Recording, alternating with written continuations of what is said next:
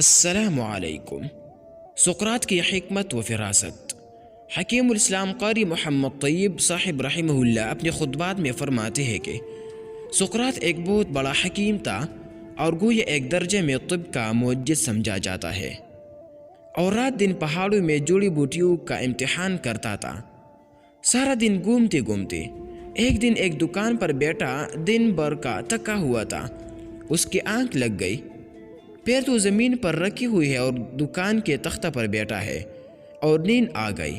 بادشاہ وقت کی سواری نکل رہی تھی، نقیب و چوکیدار بچوں کہتے جا رہے ہیں اور اس بیچارے کو کچھ خبر نہیں۔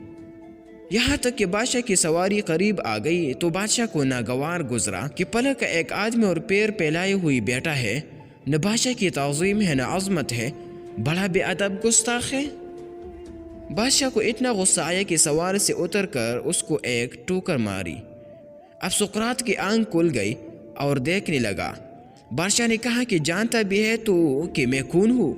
اس نے کہا جی ہاں، میں یہی جاننے کی کوشش کر رہا ہوں کہ آپ کون ہیں، اور اب تک اس نتیجہ پر پہنچا ہوں کہ شاید آپ جنگل کی کوئی درندے معلوم ہوتے ہیں، اس لیے کہ آپ نے ٹوکر ماری ہے اور وہی ٹوکر مار کر چلتے ہیں۔ بادشاہ کو اور زیادہ ناگوار گزرا۔ اسے کہا کہ تو جانتا نہیں کہ میں بادشاہ وقت ہوں، میرے ہاتھ میں اتنی خزانے ہیں، اتنی فوجیں ہیں، اتنی سپاہ ہے، اتنے قلعے ہیں، اتنے شہر ہے۔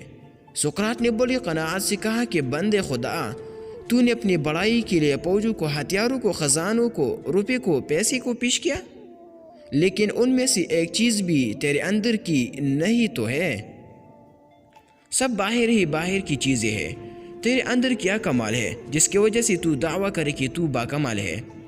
اس کا مطلب یہ ہے کہ روپے پیسے نے تجھے چھوڑ دیا، بس تو ذلیل ہو گیا، اب تیری عزت ختم ہو گئی۔ تاج و تخت اتفاق سے پاس نہ ہو تو بس تو ذلیل ہو گیا۔ فوج اگر کہیں رہ جائے اور تو شکار میں آگے بڑھ جائے تو ذلیل ہو جائے گا، اس لیے کہ فوج تو ہے ہی نہیں۔ یہ کیا عزت ہوئی کہ اندر کچھ نہیں اور بیرونی چیزوں پر مدار کار رکھی ہوئی ہے۔ تیرے اندر کی کیا چیز ہے؟ نہ فوجی تیرے اندر کی ہے، نہ تاج و تخت تیرے اندر کا ہے۔